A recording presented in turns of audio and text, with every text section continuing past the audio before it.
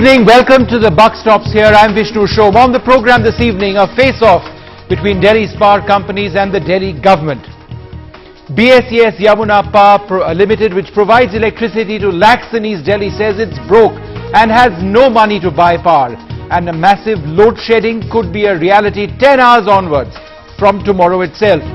This is blackmail, says the government, which reads the power company the Riot Act. Either supply power or we'll think about replacing you. Now, in just the last hour, as the prospect of those power cuts seemed ominous, the Delhi Electricity Regulatory Commission has cleared a power surcharge across Delhi. You will now have to pay a surcharge of between 6 and 8% starting tomorrow. Where does this leave the Aam Aadmi? Also coming up on the program, take a look at this video. These are some of the most common and popular cars on Indian roads. But did you know that the small car you have invested in could be a death trap? Now the International Safety Standards Assessor NCAP comes out with a damaging report on how several cars on our roads are singularly unsafe in the event of an accident. Some of the most popular cars, small cars, out on the Indian roads. Well, we'll be joined later on in this program with experts from NCAP and also representatives of the Society of Indian Auto Manufacturers in a straight debate. How unsafe is it on the roads of India in small cars which take the market in terms of sales? But first, let's quickly move on to our top story. In just the last little while, Delhi's power regulator has cleared a surcharge on electricity rates between 6 and 8% depending on where you live. This comes on a day when a major power supplier told the Kejriwal government they were broke and that massive 10-hour load sheddings would start tomorrow in East Delhi. Now, with its back against the wall, the electricity regulator has acted. Where does this leave the Aam Aadmi? A student of class 12, Shreya Mathur, is days away from her board exams. Mrs. Sengupta has an inverter at home, but she knows it can't take the load of all the electrical appliances at home. The power tussle between the Delhi government and the Reliance-backed distribution company now has them worried. At night, you can concentrate more, and these 12th board exams are really important. The whole career depends on it. My daughter's the 12th boards are starting in about 4 weeks' time. So this is definitely going to impact their study schedule. हमने कोई कमी नहीं रखी, तो हम क्यों भुगते भाई? किस बात के लिए? In its letter to the Aam Aadmi Party government in Delhi, Reliance has warned of 8 to 10-hour power cuts in East and Central Delhi, saying it's facing a serious fund crunch to buy electricity. Load shedding could hit East and Central Delhi as early as Saturday. BSES Yamuna says it's unable to make payments to NTPC and to NHPC. The discom says banks have withdrawn new funding support. BSES also says banks have been alarmed with subsidy-led approach to tariffs. BSES Yamuna owes 84 crore rupees to NTPC. The Delhi distribution companies also say that tariffs need to increase and reflect costs. Meanwhile, NTPC has rejected the Delhi government's plea to continue power supply to BSES Yamuna. The Delhi government, that's already ordered a CAG audit of private power distribution companies in the capital, has hit out at them, accusing them of blackmailing the government and warning them it won't hesitate to cancel their licenses. इनके accounts के अंदर बहुत सारे प्रश्न चिन्ह लगे थे. CAG का ऑडिट ऑर्डर किया गया है. सीएजी के ऑडिट की रिपोर्ट आ जाए, उनको कॉपरेट करना चाहिए. पूरी तरह से कॉपरेट नहीं कर रहे हैं ये लोग. इससे और एक शक पैदा होता है कि इनके अकाउंट्स के अंदर गड़बड़ तो नहीं है. तो सरकार चुप नहीं बैठने वाली. अगर ये ज्यादा वो करेंगे तो लाइसेंस कैंसिल करने में सरकार हिचकिचाएगी नहीं और दूसरी कंपनियां ले आएंगी. देश के अंदर केवल 2 कंपनियां नहीं है, देश के अंदर बहुत है. केवल टाटा और अंबानी नहीं बचे हैं, देश के अंदर बहुत कंपनियां हैं. हम दूसरी कंपनियों को ले आएंगे. तो ये इस तरह की बदमाशी करने से बाज आएं. और दिल्ली की जनता को मैं आश्वासन देना चाहता हूं कि बिजली कटौती की चिंता न करें.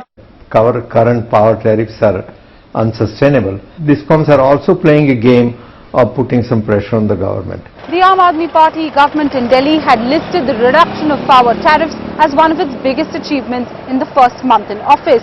But this open power play between the distribution company and the government here in the capital could mean the burden could fall on the consumer. In New Delhi with Shweta Rajpal Kohli, Kirti Angre for NDTV. So has the crisis in East Delhi been averted? What about this increase in electricity prices? Joining us to debate this Pinky Anand, spokesperson of the BJP, also with us, Ashok Rao, advisor of the All India Power Engineers Federation, Harry Dole, the Director General of the Independent Power Producers Association of India, and Raghav Chadha, a member and spokesperson of the Aam Aadmi Party. Raghav, bottom line, you may not agree with this increase in the power tariffs, this surcharge which has just been announced, but does this mean that people in East Delhi will manage to go without these very long power cuts? Well, Vishnu, I've just been told about this increase in the power tariffs, and let me at the outset say that it is the worst form of blackmailing and monopolizing and also holding the capital of the country to ransom. It is you know, in Hindi as we say that, you know, ek to chori upar se sina jori. Their accounts are fudged, they follow malpractices, they have been looting the government, and now they have found another way of increasing the prices by coming up with a surcharge. They did this 4 years back when they requested to the Sheila Dikshit government and said the very same thing, that we are unable to provide power, so please bail us out. The government at that point gave them an 820 crore bailout package, and this is precisely what they're expecting from us. No, but which will not this happen. is the Delhi, this is the regulator. The DERC, the Delhi Electricity Regulatory Commission, is independent. They say, so this is what I'm saying. There's no option. They have found a loophole to increase the power tariffs in the name of the fuel surcharge. Now what happens is, as per the agreements and the law, that if you read it very carefully, you will find that they can increase this only if the cost of fuel increases. Now the total cost of power production, the fuel cost is only 15 to 21%. So in order to increase the fuel prices by 6% or 8%, if you look at it mathematically, there has to be an increase in the cost of fuel or the cost of coal by 40%. And if that is the case, if the cost of coal has increased by 40%, then the power, why just the power sector? The cement sector, the steel sector, all should be hampered. Why just the power sector, and why just the people of Delhi? The input cost of fuel and coal. But I'm asking you another question. Raghav, is the Delhi Electricity Regulatory Commission biased? I thought it was independent. I personally thought until this afternoon that it was unbiased. But now they are biased because they have taken a decision which doesn't suit the Aam Aadmi Party. No, that's not the case. I will point out one case. A few years back, there was this commissioner. Now they are biased. Half of the day they are biased, half of the day they are unbiased. No. I personally, I was hoping that they are unbiased. But I have been also, it has been brought to my notice that there was this ex-commissioner of the DERC who was later recruited by Reliance on a very high post in Odisha. So all these manipulations and conflict of interest are also happening, and which makes us revisit the very thought that are these commissions like the DERC and the CERC actually independent, or are they just inclined towards one vested interest which are holding the capital to ransom? Okay, Harry Rahul, come in over here. Raghav Chadha of the Aam Aadmi Party saying that the Delhi Electricity Regulatory Commission, which has hiked rates in a surcharge in the last couple of hours between 6 and 8% as Delhi stared at a crisis, particularly East Delhi, he says that the electricity regulator is biased. Is that your opinion as well? Well, before I get into that, you must forgive me. I've joined the discussion a little late. There was a sound problem. We couldn't hear it.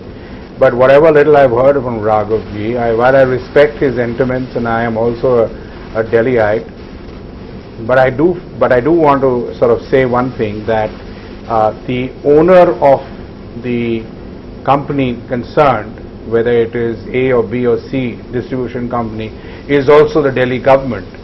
And my submission is, before we get all excited about blaming A, B and C, let us also try and understand the framework within which these tariff increases are taking place. And in that context, I think it's very important, and I'm sure a young man like Raghav has got all his numbers clued in, that if you want to get quality infrastructure and you want to make sure that the consumer in Delhi is not affected, then you need to have a mechanism in place where the consumer is insulated to the extent that he can afford to buy the electricity that is being provided to him, and that very much is the job of the government. Now, if the government decides, listening to the public sentiment, that the electricity prices are high, then the government can step in, and this is already happening, and it has happened already in Maharashtra. So therefore, if there is something like that, yes, but at the same time, very, very important is the consumer of Delhi should not have a blackout. we have to find a solution which comes and meets the expectations of all the parties concerned in an amicable manner, and also I think it's also a great opportunity for the consumers of Delhi to get educated, to understand what is exactly going on and why are these things happening. Because what has happened is the consumer has never bothered in the last 15-20 years that I've been associated with the power sector to really understand, because the power sector has been some kind of an opaque subject. Okay, fair enough. This is a great opportunity, and I want to congratulate the Aam Aadmi Party and Raghav and all his colleagues and friends and consumers of Delhi. Please try and understand what is happening, and then yes, a solution should be found. Okay. But in the meantime, yes, tomorrow and day after, Just one they should not be the consumer of Delhi should not be affected. Raghav, that was my first question. What happens tomorrow in East Delhi? Lakhs of people. Quick answer before I go to my other panelists. Yes, just one question. Yeah, I will answer that. As I said in the starting, as Sir said that the Delhi government must step in. The Delhi government stepped in within 5 hours of forming the government by ordering a CAG audit, and also by ordering an independent investigation and checking of the meters. Number two, what will happen in East Delhi tomorrow? I've been talking to few activist friends earlier, and I spoke with them very recently also. They said that it is not very much possible for them to just cut off the entire East Delhi. And it is because that that guy said that the northern grid would fall because it generates so much energy that there is no place to store that energy. So they would in fact have to stop the turbines. If you look at it slightly technically, the northern grid will have to stop one turbine in order to not produce that much energy. So BYPL was lying today when they said that there could be power cuts tomorrow. They were lying. I am just saying what technically I have understood from one of my activist friends. With due respect, this is far too important an issue for people who are not informed to spread all kinds of canards. I am not taking any position on who's involved. As I said, sir, I've quoted a friend. I'm not saying this is my view. Power where the situation is going to go like this. This is not a correct statement at all. Now, what I'm trying to say is very simple. The consumer of Delhi must not face a blackout. The government owns the company. They should sign a check tomorrow morning and tell NTPC not to regulate it. Okay. Pinky Anand, do you believe or do you see this as a reality check for the Aam Aadmi Party? Their intentions were the best to protect the Aam Aadmi, whether it was through subsidies or other routes, to ensure that those people whose electricity connections had been unfairly cut off, those were reconnected in some cases by Arvind Kejriwal, the Chief Minister himself. Now that they have come to power, do you believe this is a reality check? Of course it's a reality check. Actually, as a citizen of Delhi, I'm scared. I'm scared that we have a government which is running the city in such a manner that there is total chaos.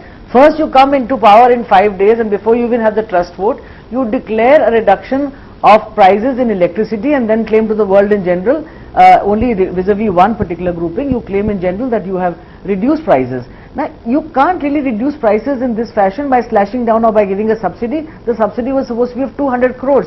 You have a situation here where a government is supposed to see what is possible, A, B, plan. For example, I believe the planning shows that this was decided in the last term of the fiscal year, so therefore this could not even go from the budget. This had to be diversionary funds from infrastructure, hospitals, schools and whatever else have you, to this kind of subsidy. This subsidy obviously wasn't sufficient for the discoms, right or wrong, that's another chapter altogether. Then the government orders an audit into companies, which is petitioned to the High Court to say we are not subject matter of CAG because we are private companies and therefore not amenable to CAG audit, etc. Now with this kind of situation, what is there? Accepting for sheer chaos, the citizens of Delhi face a blackout, whether in East Delhi or I believe okay, Raghav, reply to some of those. Up to 10 hours, you have an increase. Ultimately, what are you having? Pinky ji, what else can the Delhi government do? The DERC doesn't fall within the ambit of the Delhi government. We have, as soon as we came to power, we asked for a CAG independent audit. Why did the Delhi government make this half-baked measure of not seeing? I'm sorry, Raghav, the only thing I understand is this. Within 5 hours you are coming into power through a backdoor entry, you don't go anywhere further, you bring about a subsidy, whether Please, that ma'am, subsidy was affordable, please, whether let's the not- subsidy let's was not- planned, let's not you paint promised, with you a promised wrong the brush. people Please don't reduction use in such as electricity rate, backdoors. not subsidy. We had This stated cannot this be in our done today. manifesto. There has been Today you have there has been gross window dressing. Manifesto, The accounts have been Raghav, fudged. your There have been manifesto reports that said have you would proven reduce this. The electricity. BRC audit. Your manifesto promised reduction in ma'am, electricity let us charges, at least- not giving up subsidies from the funds of Delhi government. Of course, I have said this on record more than 100 times that the subsidy is only a temporary short-term measure. We have instilled an independent audit as per section 20 of the CAG Act. This audit can very well be done. All right, Raghav and Pinky, we can't hear either of you, so I'm going to go across to Ashok Rao to perhaps look at it once again from a somewhat technical perspective. Sir, according to the Electricity Regulatory Commission, the private discoms operating in the city have a revenue gap of 19,500 crore rupees. Which government in India, which government in the world can overcome this reality? Right, on the one hand you've got governments with a populist agenda. There's nothing necessarily wrong with that, and then there is this economic reality. Is it a hopeless situation for the Aam Aadmi Party to push its populist agenda given this reality which they have inherited? Well, Vishnu, let's go to a more fundamental question. 10 years have passed since the earlier legislation was overthrown and a 2003 legislation has been brought. And nothing has improved as a result of it. Almost all state electricity boards are bankrupt. None of these private sector have proved themselves successful anywhere in India. You look at what is happening in not just Delhi, look at what's happening in Gujarat. The state electricity boards are being made to do 100% back down. Look at what's happening in Agra with the franchisees that is going on there.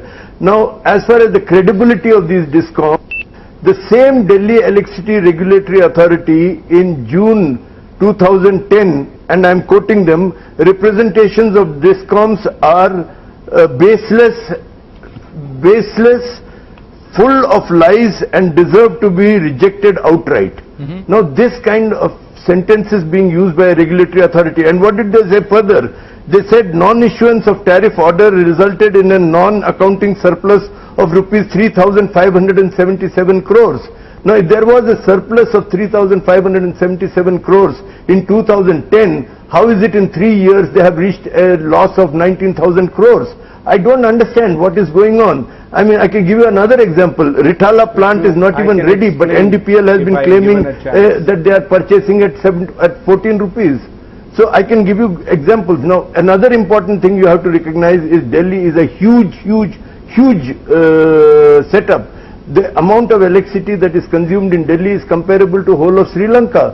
So what are we talking about? And Delhi is a very privileged city. And this is why I said the failure of the northern grid would happen. Complete your point. I mean, Mr. Rao, yes. Vishnu. Delhi is a very privileged city. The allocated power to Delhi is huge. You know, during the Commonwealth Games, 2,500 megawatts was allocated in addition between April and September 2010. What had Commonwealth Games to do with allocation? I get the point that and you're all making. of this went Harry into Dole making wants to come in, and I think the central point that he was making is that some of these figures stated by discoms are exaggerated, they're unrealistic, and they put unnecessary pressure, and he's given us examples of that. Mr. Dole, this is what the Aam Aadmi Party also says. Let me just finish one last point. I'd like to respond. If the NTPC is threatening Delhi that they are going to pull back, then the same should be applied throughout India. I take the larger point. Mr. Rao, I take the larger point because it's all interconnected. No, this is very important. But let's focus on Delhi for the moment.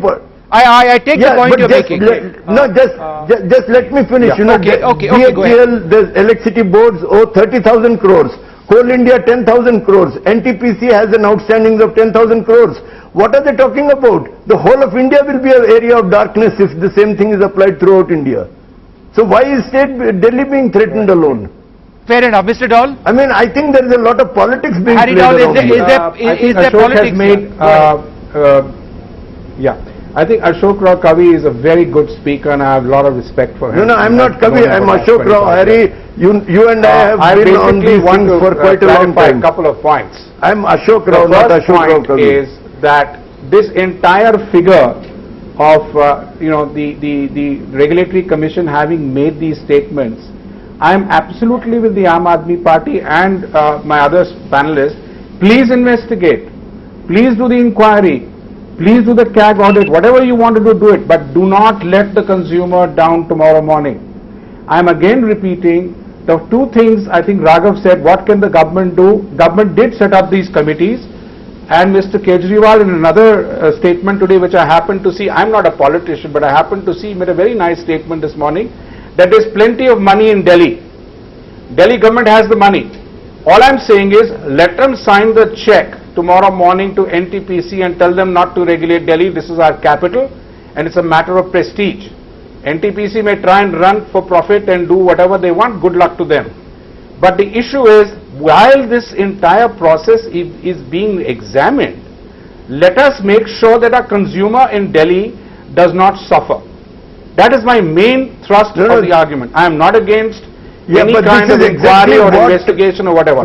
There is no point going back to 2003 or 2007 or whatever. That is not going to help us tomorrow morning. That is the point number one. Point number two, whatever little information I have as an NGO, Mr. Kavi, you must listen to this, is that there was an assumption made by the Regulatory Commission. Yeah, Mr. Ashok Rao. Yes, go ahead, Mr. Rao. Go ahead, Mr. Raul. Yeah, Ashok Rao. I apologize. I know you as Ashok. So, my statement is, whatever information we were able to gather, we also went into this in detail, is that an assumption was made by the Regulatory Commission that Delhi will be a surplus state or almost 4,000-5,000 megawatts, and around the Commonwealth Games, Delhi will be able to sell that power at an assumed price of 5 rupees and 80 paisa or thereabouts. Looking at those numbers, I am not surprised that when anybody as a layman reads those numbers, thinks, my God, there was a fantastic profit. But the point is, A, the power did not sell at 580, it sold at whatever 3 or whatever the number is, I don't have it off the cuff. The revenue was not there. And secondly, the amount of power that was supposed to come on stream like DVC and others got delayed. So the fact is that let the fact-finding commission, whatever committee is put into place, find the facts, not a problem. Okay. But my concern is more for the consumer for tomorrow morning. Are you going to switch off consumers? Vishnu, let me reply to Mr. Harry. All right, Mr. Rao, go ahead very briefly. Yes.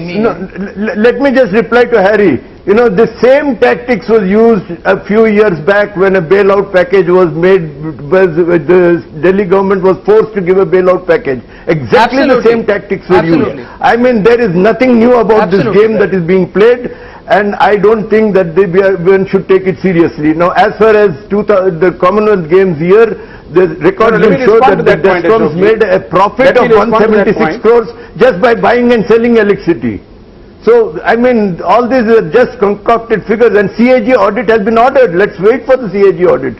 Everything will come out clearly when the CAG audit I don't know, he's saying the same thing. And one last point I'd like to say, if Mr. Kejriwal thinks that by replacing these two with another two private fellows, something is going to happen, it will not. And I can tell you, if we take it back into the state government, we will run it. We are confident that we can run these electricity board as efficiently as it can be run. Okay. There is I have a question to ask Raghav Chadda. We are running short on time. Raghav, what about those citizens in Delhi who consume less than 400 units of electricity, who were promised a 50% subsidy? That subsidy cost this government a certain amount of money, 200 odd crore rupees. Are your accounts now messed up in a sense as you go forward? Where will the Aam Aadmi Party raise the funds to ensure that this subsidy for the Aam Aadmi remains? Yes, Vishnu. So this decision has been taken only few hours back, and even we got to know it through the media. So give the Delhi government some time, let them respond to it, let them strategize. But if you were to ask me few solutions that I can think of at this point, there can be the following. Number one, the Essential Commodities Act, which is the ESMA, can be activated, and this entire blackmailing venture can be stopped. Number two, since it is a PPP model in which the government also holds 51% and the private companies hold 49%, so the Companies Act provisions can be activated, and an emergency general meeting can be called in order to take back these resolutions. Number three, the DERC can have a change of heart, and they can be requested, or in some sense, be ordered to not pursue such increase in surcharges. So a lot of things can be done, and I hope the Delhi government will take all these things into account. But let's look at the final. Let's look at a few examples. As sir was quoting earlier, we very rightly said that there was a profit of 3577 crores when these Bijli companies actually showed a loss of 890 crores, and the audit happened and they showed that there was a profit of 3600 crores. The ex-chairman, Mr. Brijinder Singh recommended that there should be a reduction in 2011, reduction in the electricity prices by 23%. These private companies increased the price by 28%. So in effect, there is an increase in 51%. And they have been doing all types of things. They have been violating the domestic transfer pricing laws. They have been they have been. Well, they are not here on this program to defend themselves. So I'm no, going what to, I'm saying. Yeah, I take the point that you are making. Yes, very briefly, Raghav. Yes, that we are blaming the Delhi government for not doing anything, but we are not looking at these things. Malfunctioning of organizations. Go ahead, yes. This should have been looked into. Man, subsidy is only a temporary short-term relief for the common man. We have ordered the audit, we have ordered 15 other things. Please look at those things rather than just criticizing and being cynical. Let it come up with a solution. Raghav, but Vishnu, let the audit happen. Pinky, go ahead with your point. You don't go reducing. The simple issue is, Vishnu, what I'm making is that the way Aam Aadmi Party acted as a knee-jerk response to try to justify their existence to the Delhi citizens, which obviously was nothing but a falsehood, is to reduce the prices by a subsidy. That is not the manner in which anything is done. What would you have done differently had you come to power? The audit should have happened. What would you have done differently if you had come to power? The audit should, let me explain to you a couple of things. The audit should have happened if on audit it is found that there are losses or there is profit which they are holding back, then that should have been taken care of. You should have got earthing meters installed in the apparatus.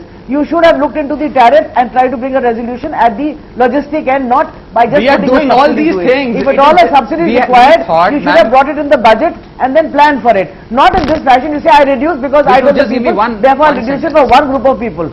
Raghav, 30 seconds. Vishnu, I'd just like to make a final point if I may. Yes, just one sentence. Let Raghav come back with this. Because Raghav's points are very relevant. Since Pinky ji is referring to subsidy, since Pinky ji has been referring to this topic of subsidy over and over again, as I've said almost every time, it is a short-term measure. It is only a temporary feature, and we don't wish to live on subsidies. We have put various audits in place, and also, please, let's look at the amount, ma'am. Please, let's look at the amount of subsidy. It's 201 crores, out of which 140 crores is already lying with these private companies. It would be written off in bad debts in the years to come. We have tried, we have found a mechanism in order to recover that 140 crore. The net outflow is only 60 crore. Let's talk about I am out of time. 3,500 crores. And he is going to be very angry with me when I tell him that, Mr. Doll, I cannot come to you next because I'm out of time.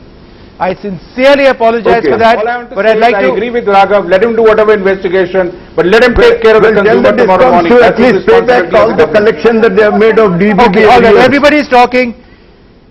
Well, hopefully there will be television tomorrow for them to watch in East Delhi. Without electricity, there will be a problem, but the Aam Aadmi Party says nothing of the sort in terms of load sheddings will happen. I'm going to move on now to my second big debate this evening. India has the world's highest fatalities in road accidents. Somebody dies once every 3 minutes. But it is also one of the world's biggest car markets, and so the global standard, or the global assessor of crash standards, NCAP, carried out several tests to see if the country's best-selling cars are well built, safe and highway worthy. This is the first time such a comprehensive test has been independently carried out on made-in-India vehicles. NDTV had exclusive access to the tests and their results, most of which are downright disastrous. Siddharth Patankar reports. India, one of the world's biggest car markets, has the worst road safety record in the world. Nearly 1,40,000 people die on Indian roads every year in close to 5 lakh accidents. These are just the official figures, with some estimates claiming the real numbers are twice as high. Now, for the first time, a comprehensive test was independently carried out on 5 of India's most popular and best-selling models from different manufacturers by global NCAP and India's Institute of Road Traffic Education, or IRTE. The Tata Nano, Maruti Suzuki Alto 800, Hyundai i10, Ford Figo and Volkswagen Polo. All the cars tested were entry-level variants only. And these are the very disturbing results that NDTV has exclusive access to. The Tata Nano, as expected, performed very poorly. As you can see, the car failed the test, and more importantly, the crash test dummies in the vehicle sustained fatal injuries, especially the driver. The Maruti Alto didn't do much better though. India's highest selling model also failed. Once again, the dummies sustaining fatal injuries indicated in red on your screens. The Hyundai i10 is made in India for export worldwide, and yet the Indian model did poorly on the test. Once again, the occupant safety is under question. Remember, none of these cars has airbags as standard. And finally, we had the Figo and Polo, both based on European platforms. Both cars showed greater structural rigidity but failed the test anyway due to the lack of airbags as standard across all variants. The Figo's cabin stayed fairly well protected, and so there were fewer serious injuries on the dummies, while the occupants in the Polo were even better off, as you can see. It is just the awareness that people don't know that vehicles can crash at 56 and 64 and then no more. And smaller things like, we are trying to save money on 20,000, 30,000 rupees on not buying vehicles with airbags or control systems. We try to avoid them. And as you see in these vehicles that it is not the importance of seat belts. Even with seat belts you are not safe at 64. We do have reactions from the car makers, and they all promise to look closely at the results and analyze the data.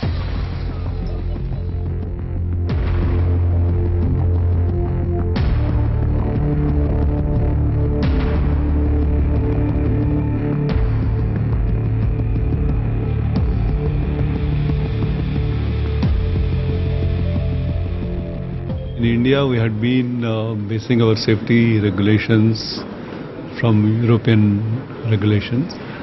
However, based on Indian market situation, road conditions and usage conditions, we had been fine-tuning the regulations. We are in discussions with the Ministry of Road Transport and Heavy Industry to work on Indian new vehicle appraisal system.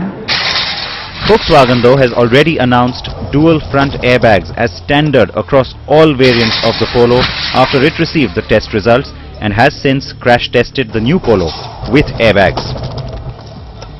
The crucial question at this point would be, after these results have been made public, will there be any changes implemented by either the government in terms of policy towards crash testing or safety norms for vehicles, or indeed the vehicle's structural integrity itself from the car manufacturers or not? At the ADAC Crash Center in Landsberg, Germany, with camera person Anand Malipu, Siddharth Vinayak Patankar, NDTV.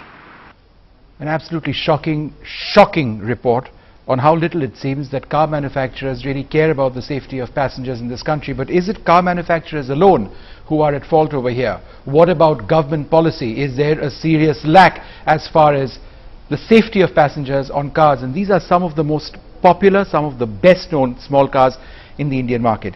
To discuss this with me in the studio, David Ward, Secretary General of Global NCAP, which carried out those tests, Dr. Rohit Baluja, the President of the Institute of Road Traffic Education, my colleague Siddharth Vinayak Patankar, who travelled to Germany to bring us that report, and Vishnu Mathur, the Director General of the Society of Indian Automobile Manufacturers. Mr. Ward, as you conducted those tests, what is the basic, on the basis of the results which you have, what is the basic message that you can give Indians out there who own these cars or who might be looking to buy them? Well, I think the really important thing about this kind of crash test information is it gives the consumer the opportunity to really assess the choices they face when they buy a vehicle and insist that the manufacturers make available safer products. And that actually is a win-win for everyone, because the demand for safer cars will grow. I think the point you raise about government action is also important. What would be helpful is to apply the minimum UN crash test standards, and that then gives all customers the reassurance that all the cars eventually at least meet that basic minimum. Vishnu Mathur, let me ask you this. Auto manufacturers can easily turn around and say that they are meeting government guidelines, that whatever the government requires car manufacturers to do in India as far as safety standards are concerned, That's being done. But shouldn't car manufacturers have had some sort of conscience as well? That look, the product we are selling may be cheap, but it's fundamentally unsafe. It's more important for people to have airbags which can save lives. Why did that sort of thinking not originate in the industry as well? Well, at the outset, I must welcome Global NCAP to India, and I think having timed your visit to India in conjunction with the Auto Expo, I hope you will stay on and have a look at what the show brings and just to see what the consumer actually wants. That aside, I must thank Global NCAP for the feedback given on the car industry in India in terms of their safety ratings, etc. I personally believe that every policy that is set up should have a very clear objective. You know, India today has the record, as you mentioned earlier, highest fatalities in road accidents. Therefore, safety, in my opinion, is an extremely important issue, and we as a country need to address this issue in a holistic manner. But sir, we know this, sir. What was being done all this time? Did we need NCAP to come in, sir? What was the Society of Indian Automobile Manufacturers doing? I'm coming to that. You see, 70% of the fatalities are in countries like India, two-wheeler owners and pedestrians. These are the real vulnerable sections. Now, if the objective of our policy is to reduce fatalities on the road, we have to address the two-wheeler the two-wheeler users, and to help them in graduating to a four-wheeler, which will automatically reduce a lot of fatalities on the road. Now, you cannot do that. Four-wheelers without airbags unless are and also until we potential offer death traps. Okay, the signal is frozen up. We'll try and get him back in just a few moments. Siddharth, you know, your thoughts as you brought out that report. Were you shocked at how poorly some of these cars performed? Especially in the case of, I think, one or two of them more than the others. Because while there is a general assumption that because there isn't a strict policy in place, we know this. We know that it's all about being, you know, a low-cost, high-margin market, and we know that this is where a lot of the OEMs, not just in India, but in other markets as well, it's the same practice where, you know, surely you're not going to try and do something extra if you don't have to. But having said that, yes, you're right, there was a bit of surprise, and you know, I dispute the fact that you should only be looking at saying that let's have a holistic approach to reducing road deaths. Let's try and do at least what we can. I mean, you know, there are certain things which are available to us, tools, solutions which are available, which aren't too expensive, by the way, either. But, you know, there is a perception that safety in India is a luxury commodity when it comes to buying an automobile, which is strange because it gets clubbed together with touchscreen music systems, Bluetooth and leather seats. So because people prefer paraphernalia on their cars, basic safety, and you mentioned each airbag doesn't cost what, $30–40, right? That's all it costs. Under $50. Under $50. Isn't it sad, and I'm sorry this is a generalization, but there is very often a lack of a sense of life, of the worthiness of life. People don't care. Thousands of people die on the streets of Delhi, hundreds die perhaps every single day in our big cities, but no one cares, and this has been going on for years and years. Airbags were introduced in the Canadian market between 91 and 1992. In all of these years, it's still not a rule over here. People don't care. That's the basic point. I think it's not the people don't care, people are not informed. People take it for granted. They believe that if an accident happens, it's fate. But when people go to buy a vehicle, they always look at other things. They are actually told so many other things, like alloy wheels or leather covers or video systems, but they're not informed that how unsafe you are within that vehicle. But if people are informed, I'm sure they would take the choice of paying a little more for safety rather than for all the other substances which they are showed around with. Mr. Wadhapi, you know, it's fashionable in India to have bull bars attached to the front of cars because people believe that that provides them with some additional safety. Isn't that a deeply questionable practice, because that same bar can actually kill you? Certainly, it's the wrong solution. I mean, it's bad actually for the vehicle occupants, but it's also very bad for pedestrians as well. It's the wrong direction. The direction we're trying to make vehicles is actually soften up the vehicle fronts for any risk of hitting a pedestrian. And then actually what you want, what the successful design does is it directs the energy in a crash away from the occupant area. And that's the clever stuff that car manufacturers already know. It's actually creating deliberate break points so that the energy as it flows away from the driver, plus things like having airbags and so on. Those are the techniques we know work. and which flow from having the right regulatory standards in place, and then also definitely informing the public, because I'm very confident that's why it's so valuable, the films that you're showing, because when the public see, it's not, you don't have to be a vehicle engineer to see the basics of this and understand the point that an airbag in a sound structure of a car saves lives. And we're very sure that consumers in India, I think are very well informed, demanding consumers. That's my impression in India. Is there any they will get the point. market in the world where basic cars are sold at this level of safety for occupants, which is appalling, as these tests indicate? This is a trend we've seen over the last few years in the rapidly growing economies. Countries like China, Brazil, we've had similar conditions, but what we have seen is stronger action in the last few years. For instance, China just in 2012 introduced an NCAP at the same speed that we've just tested. They are beginning to apply the safer standards. The same in Brazil.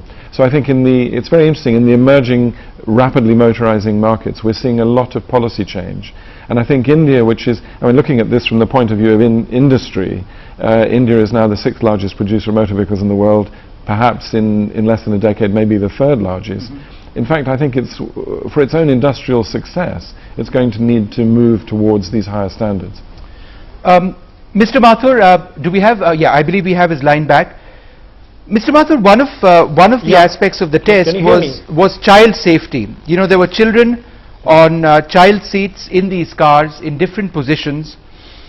Now, in our country, people don't use children's seats at all. It seemed to be an encumbrance. It's not encouraged. There is no legislation. Forget about children's seats. People don't use seat belts in the back of a car. And therefore, the results of these tests would be far more disastrous, since children and others in the back seat of a car do not wear seat belts. What is the Society of Indian Automobile Manufacturers doing to try and encourage people to wear seat belts? You see, I completely agree with you. I think it is not just a question of technology in a vehicle. It is also a question of how to change change user behavior. That has to be addressed. Now, user behavior can only be addressed when there is awareness. You know that there is a Society of Automotive Fitness and Environment called SAFE, which is a child, let's say a child of SIM. We do a lot of activities to educate the consumers, educate the drivers, etc. on road safety.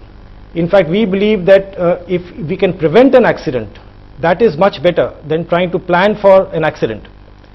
Now, you are absolutely right in saying that technology is important, but there is absolutely no evidence, no data that shows today that a 0 rating car compared to a 5-star rated car in India would be any less or any more safe.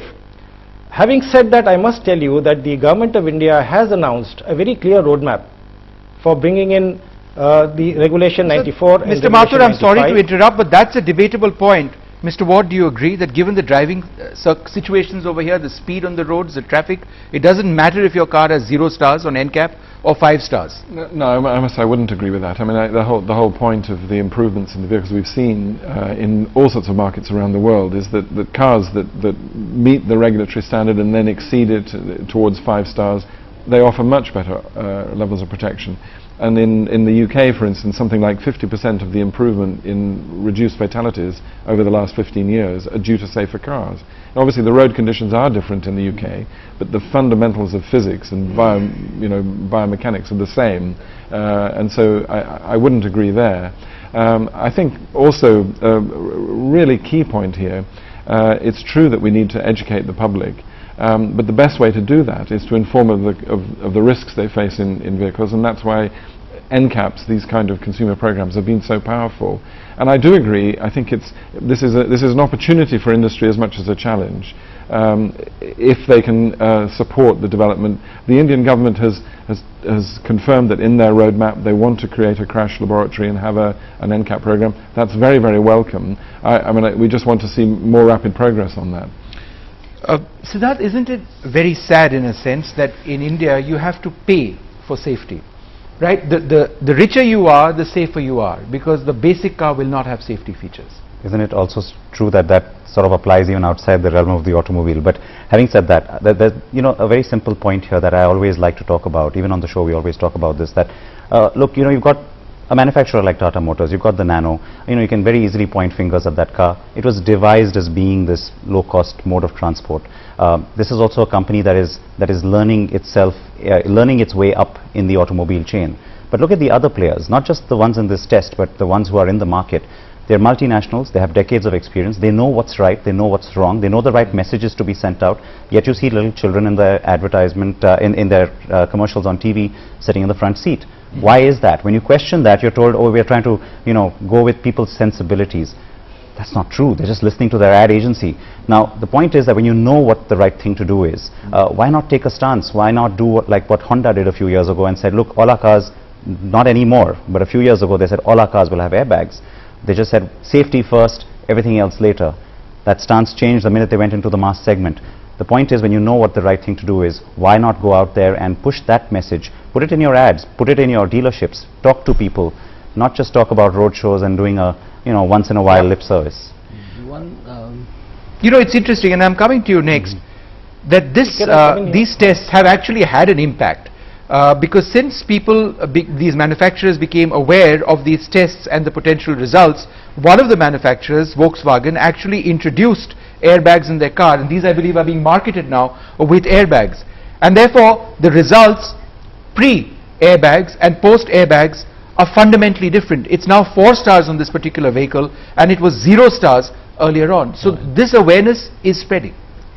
I also wanted to add one thing, that 65% of our road crash fatalities and serious injuries happen on national and state highways. And so national highways are having higher speeds. Today, for example, though the national speed fixed by the government of India for light motor vehicles, there is no speed limit. But states have fixed, for example, Haryana, 80 kilometers an hour. And here you are driving all the Altos and Nanos and everything on those national highways. At least what we can do is, before anything happens, not allow these vehicles to ply on such roads. They shouldn't be there with such higher speeds. And so this is very important. And the awareness to the consumer is also very important. By these films you have shown, by the crash tests, that you are unsafe behind the vehicle if you are not wearing it. That would be unrealistic. They sell thousands, tens of thousands of Altos in this. I mean, it's replaced the Maruti 800 as the most successful car in the market. Denying all of those people the opportunity to use the highways would be something which would perhaps be unrealistic. But there you have it. I mean, difficult choices at all levels. We're completely out of time. I'd like to thank all of you for joining us. And Mr. Mathur, thank you so much for coming on board and sharing the views of the Society of Indian Automobile Manufacturers. Hopefully, you will take back this message. But I have to make a final point. Yes, briefly, sir. Go ahead. But Siddharth, I have to make a final point.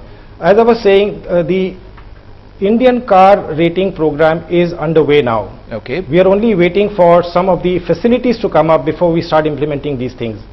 And in terms of just airbag, I think the whole discussion actually centered just around airbags rather than a more holistic approach, which includes structural changes, which includes frontal crash. Yeah, absolutely. Now those things are also there. Now what I wanted to say was that most of the fatalities, as I said, was two-wheelers. Now we want to encourage people to move on to a four-wheeler. That itself is going to address a very large part of the fatality problem. And as we go along, we are going to be introducing our own car assessment program. Okay. And I think over the next few years, it is going to be announced. So I can assure you that the industry is very proactive and very concerned about safety, and will address the industry has developed a conscience, perhaps belatedly, not perhaps, certainly belatedly. Let's hope it remains that way. I'd like to thank all of you very much for joining us. Run completely out of time. The buck stops here. Time for this short break.